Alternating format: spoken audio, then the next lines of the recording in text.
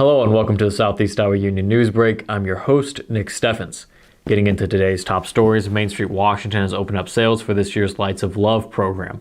The fundraiser, started in 2017, allows people to buy spots in the square for Christmas trees, which they can decorate in honor of loved ones.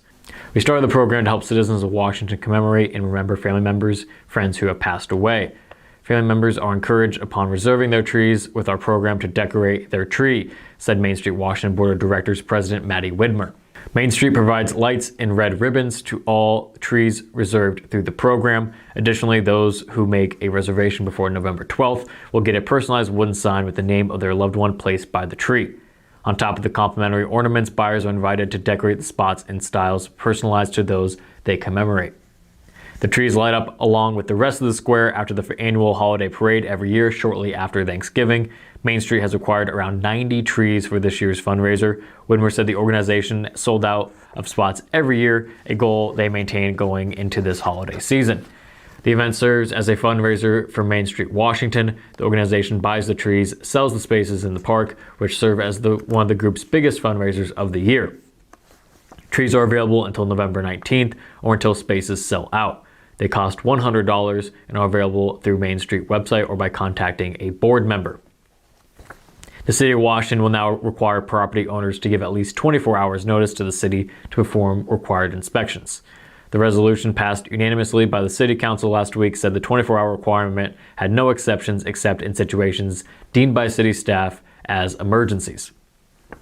Looking at Mount Pleasant now, Thursday night, Mount Pleasant School Pride was on full display as they hosted Boom Night at the Maple Leaf Complex, followed by boys volleyball at the high school.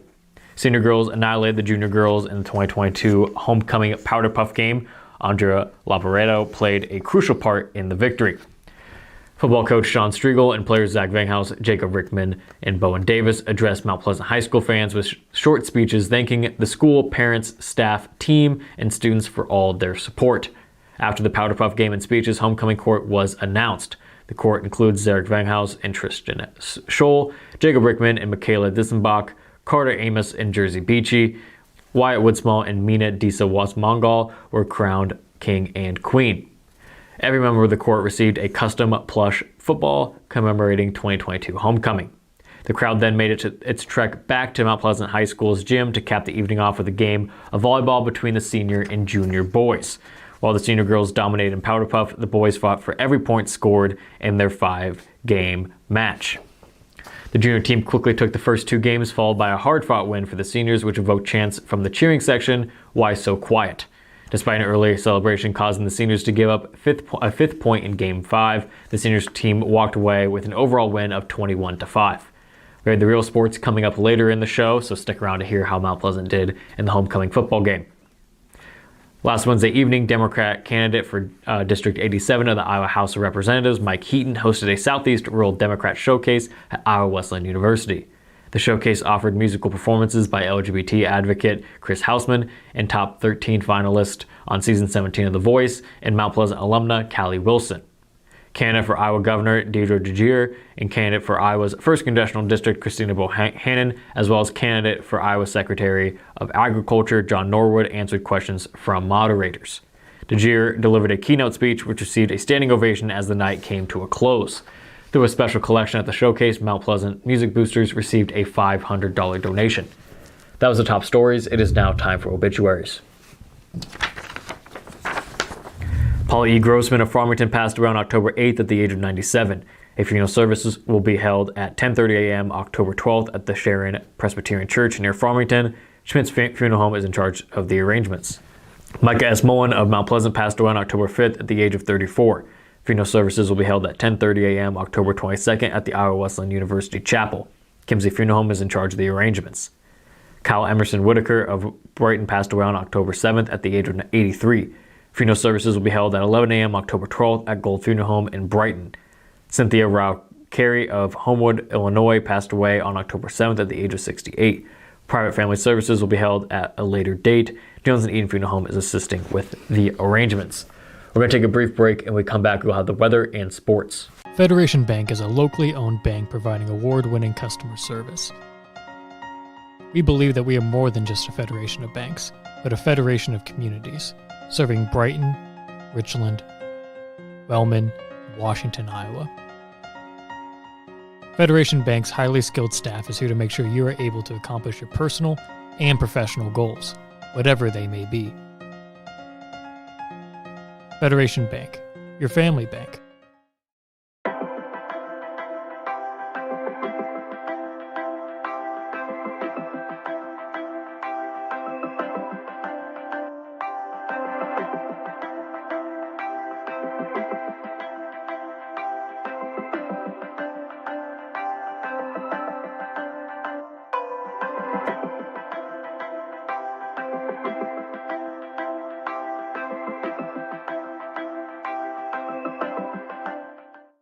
Since 1905, Kelowna Cooperative Technology Company has helped our community stay connected with the latest advancements in clear, dependable telecommunications services. KCTC provides rural Iowans with access to high-speed fiber internet, as well as phone, television, computer repair, and cybersecurity solutions. We're also proud supporters of local organizations and area schools within the community. KCTC, keeping Kelowna connected. Welcome back to the Southeast Iowa Union News Break. I'm your host, Nick Steffens. We have football review coming up, but first, the weather. The weather is brought to you by Jacqueline Areola, LLC. Come visit Jackie in her new location downtown. She is ready to serve Washington and the surrounding community. We started our work week with some great weather. Today's high is 73 degrees with clear skies. Tuesday, it will be 72 degrees with a few more clouds in the sky. Wednesday, there's a 30% chance of isolated thunderstorms and a high of 73. It'll be much chillier on Thursday with temperatures only reaching 61, and there'll be a strong breeze. And we will end the work week with the same beautiful weather we started the work week with, sunny skies and a high of 62. That was the weather. It is now time for sports. Sports, brought to you by Fairway.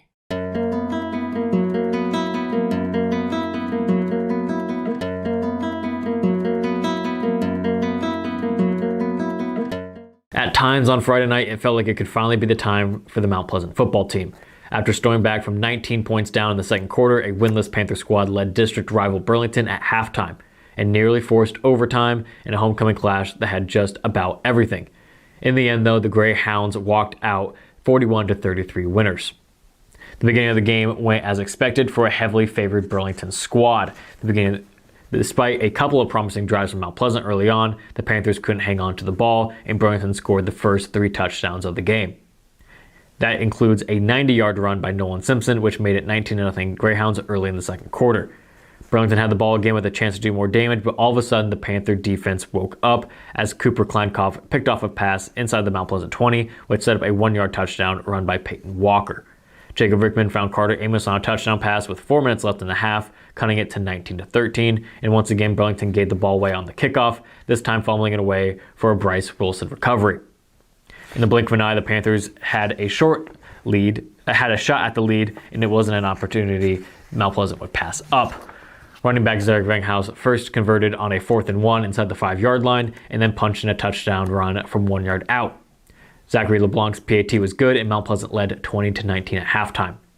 Mount Pleasant took the first possession of the second half to midfield, but a fumble gave Burlington the ball back, and the Greyhounds quickly took back the lead. Mount Pleasant would never be on top again. Rickman ended the day 19 for 27 for 236 yards and 2 touchdowns. Amos had a career game, catching 6 balls for 88 yards and 2 scores. Higgins led the rushing attack with 113 yards and 1 touchdown, and he also caught 4 passes for 43 yards. Bowen Davis led the Panther defense with 8 tackles. Mount Pleasant is now 0-7 overall and 0-3 in district play. The Panthers will continue looking for their first win next week at Clinton, who is 1-6 on the year. Looking at Washington now, the Washington Demon football team made its journey to a playoff berth much more likely on Friday night, pulling out a tightly contested 28-27 victory in Keokuk.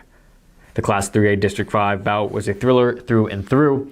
Both teams wasted no time scoring on the first drives of the night. For Washington, both running back Taven Stewart and quarterback Ethan Patterson found the end zone on short carries of 3 and 2 yards. The two teams went back and forth through much of the first half as neither could break the 14-14 tie. Late in the half, Keokuk would be the first to create separation as the Chiefs picked off an Ethan Patterson pass and capped off a great field position with 6 points on a Horde touchdown run. Keokuk headed into the locker room with a 21-14 lead.